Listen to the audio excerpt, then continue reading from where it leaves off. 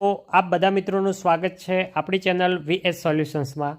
તો મિત્રો આજના આ વિડીયોની અંદર આજે આપણે ધોરણ 6 વિષય આપણો ગુજરાતી એની અંદર પાઠ નંબર 6 જે છે રાષ્ટ્રીય શાયર ઝવેરચંદ મેઘાણી જે એક સંકલિત છે, તો એનું આજે આપણે સ્વાધ્યાય પોથીનું સંપૂર્ણ સોલ્યુશન આ વિડીયોની અંદર જોવાના છીએ। તો વિડીયોને તમારે છેલ્લે સુધી સ્કીપ કર્યા વગર પૂરેપૂરો જોવાનો છે। અને હા, જો તમે ચેનલ ઉપર નવા હોય અને ચેનલને હજુ સુધી સબસ્ક્રાઈબ ના કરી હોય તો અચૂકથી સબસ્ક્રાઈબ કરી લેવાની છે। તો જોઈએ આપણે પહેલો કે સિંધુડો એટલે શું? તેની અંદર આવશે બી, શૌર્ય જગાડનાર કાવ્યોની ચોપડી। હવે છે બીજો કે ઝવેરચંદ મેઘાણીનો જન્મ ક્યારે અને ક્યાં થયો હતો? તેની અંદર આવશે ઓપ્શન નંબર એ 28 ઓગસ્ટ 1896 ચોટીલામાં થયો હતો, જ્યાં ચામુંડમાં બિરાજે છે। બીજો છે ઝવેરચંદ મેઘાણીના પિતા કઈ નોકરી કરતા હતા? તો એની અંદર આવશે ઓપ્શન નંબર ડી, પોલીસ જમાદારની। ચોથો, ગાય વાછરડાને ખેંચે તેમ ગૌમુખી ગંગા કોને પોતાની તરફ ખેંચતી? તો આવશે સી, ઝવેરચંદ મેઘાણીને।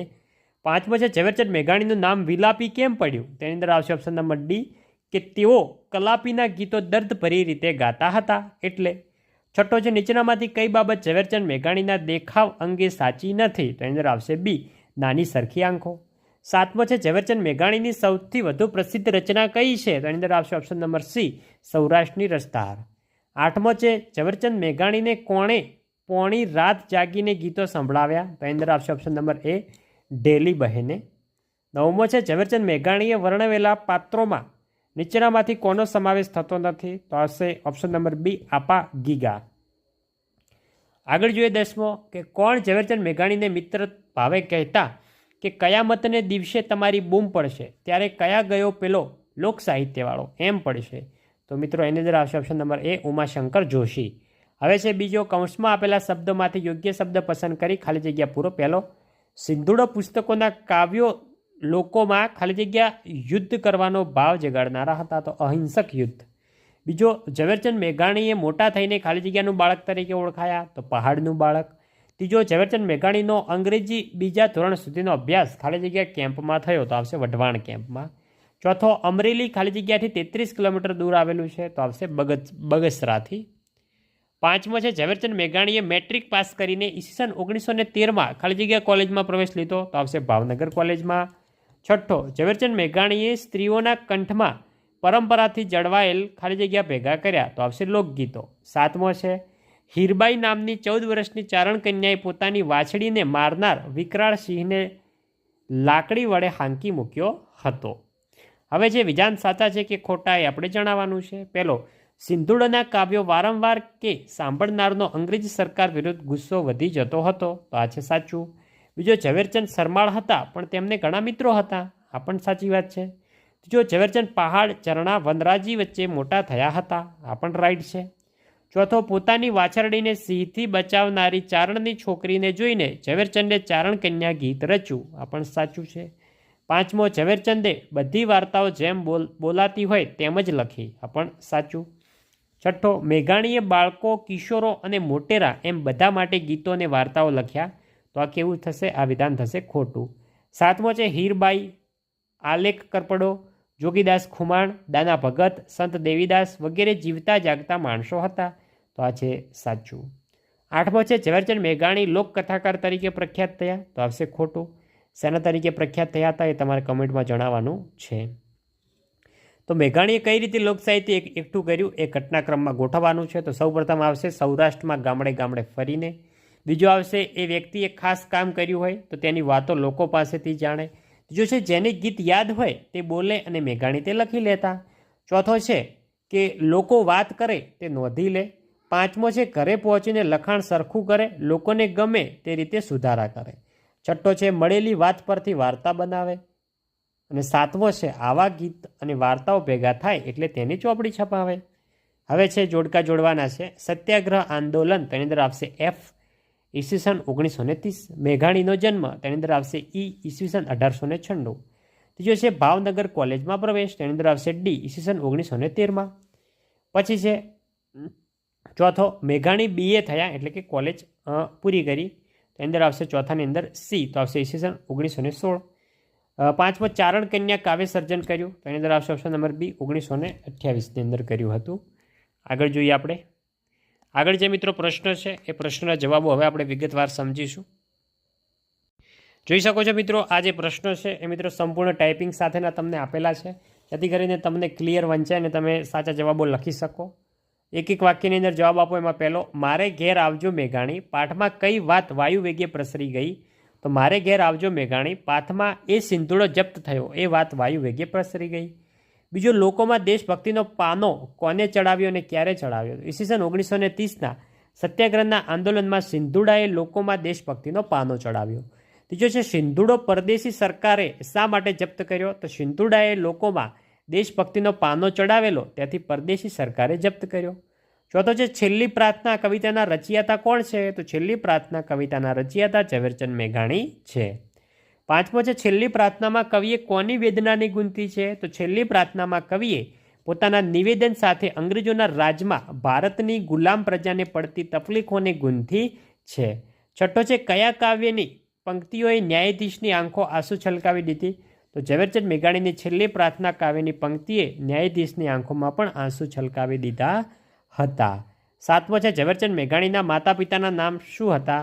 તો ઝવેરચંદ મેઘાણીની માતાનું નામ હતું ધોળીબાઈ અને પિતાનું નામ હતું કાળીદાસ. આઠમો છે, ઝવેરચંદ મેઘાણીના બાળપણના સંગી કોણ હતા? તો ઝવેરચંદ મેઘાણીના બાળપણના સંગી લાખા પદારના પહાડ ભેદતી નદીઓના ઊંડા ધરા અને ત્યાંના ડુંગરની બખોલો હતી. નવમો, બગસરામાં હતા ત્યારે મેઘાણીની પ્રકૃતિ કેવી હતી?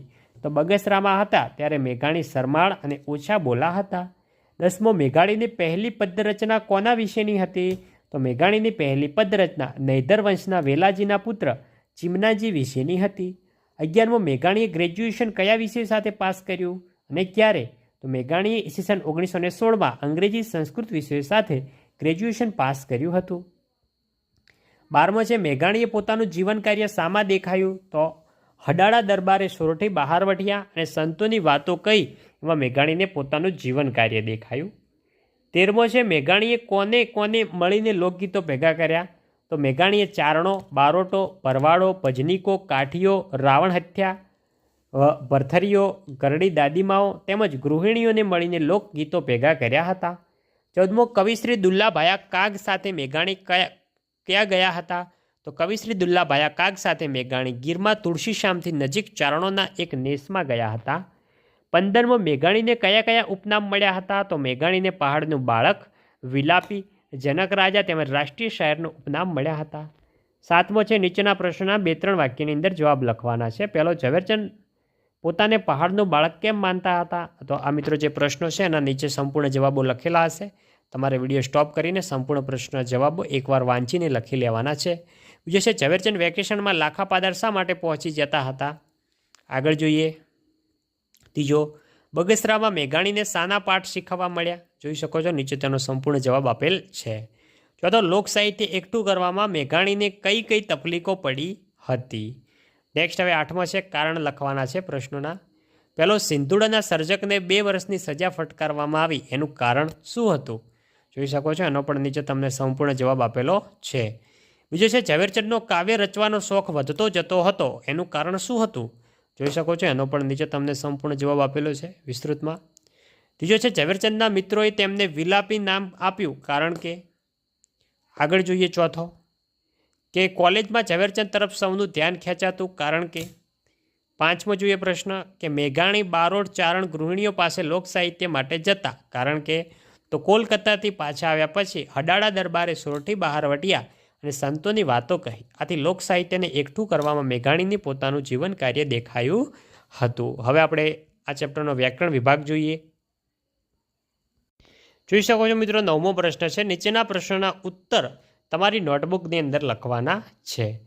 10મો છે, વાક્ય વાંચી આપેલા શબ્દના સાચા અર્થની સામે ખોટાની નિશાની ચડાવ કરવાની છે.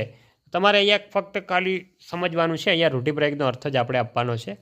પાનો ચડાવવો તો આવશે પ્રોત્સાહન આપવું, તો એની સામે ચોકડી આવશે. બીજો છે જપ્ત કરવું તો આવશે લૂંટી લેવું. ત્રીજો છે ખજાનો ખોલવો તો આવશે મૂલ્યવાન ભંડાર ખોલવો. આગળ જોઈએ આપણે. આગળ છે ચોથો, આંખમાં પાણી આવી જવું તો આવશે આંખમાં જુસ્સો દેખાવો. 11મો છે નીચે આપેલા વાક્ય વાંચી એ વાક્યમાં રેખાંકિત કરેલા શબ્દોનો અર્થ શું થશે તે શોધી કૌંસમાં તે શબ્દ શોધો અને તેની નીચે લીટી કરવાની છે. તો જોઈ શકો છો, બુલંદ તો થશે મોટા અવાજે, વિકરાળ તો ભયાનક, ખમીરવંતો તો આવશે જોશીલો, આખ્યાંકા તો આવશે તીવ્ર ઈચ્છા, હાકોટો તો થશે બૂમ. હવે છે કૌંસમાં આપેલા શબ્દમાંથી ઘટખંડમાં યોગ્ય તમારે ખાલી જગ્યા પૂરવાની છે. તો પહેલામાં આવશે નેસ, પછી આવશે રોડકોળ લેવા, હોંકારો, વડકી, ડાંગ અને સાવજ. હવે ખાલી જગ્યા પૂરવાની છે. એમાં પહેલો કે એ ડુંગરની બખોલો તેમના બાળપણના ખાલી જગ્યા હતા, તો બાળપણના સંગી હતા. બીજો, જૈનોની પાઠશાળામાં સ્તવનો ગાવાની મેઘાણીને રઢ.